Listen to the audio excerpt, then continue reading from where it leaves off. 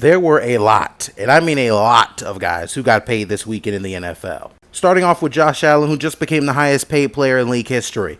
$55 million plus a season. And I gotta say, he deserves it. The guy's constantly one of the best QBs in the league and just won an MVP award.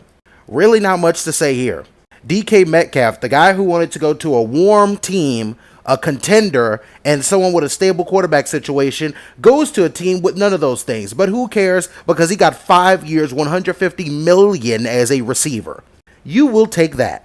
Speaking of just taking the money, Myles Garrett, a guy who was about to force a trade out of Cleveland, signed a 4-year, $160 million deal.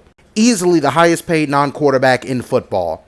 Well over $40 million. Davante Adams to the Rams. And I gotta say, the Rams offense looks really good. You got Williams, you got Nacua, and now you have Davante Adams. Really excited to see what Matthew Stafford's going to be able to do with that sort of trio. Nick Bolton returning to the Chiefs, not surprising. He's easily their best linebacker and arguably a top 2 or 3 defensive player on that team. He's been a beast. I'm not surprised by this decision. Harold Landry to the Patriots, not surprised. Low-key one of the better edge rushers in the league. Very underrated, not surprised he got this money. Gregory Rousseau is also incredible.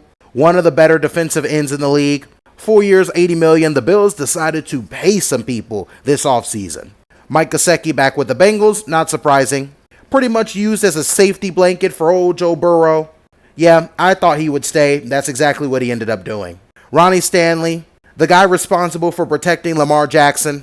3 years, $60 million. I mean, your tackles are always going to make the most money in the league. He's a cornerstone for that Ravens team. Not surprised they re-signed him at all. And just for some further addition, J.C. Horn just became the highest paid defensive back in football. Carolina Panthers think he's worth the pennies. But for real, J.C. Horn's been incredibly good. Not surprised by that deal at all. Although it does seem like a lot, especially for a DB. Hey, I'm not gonna demolish anyone's legacy. I'm not gonna say their grind isn't a grind. You know, the guy deserves the money. But man, Patrick Surtain's next contract is about to be massive.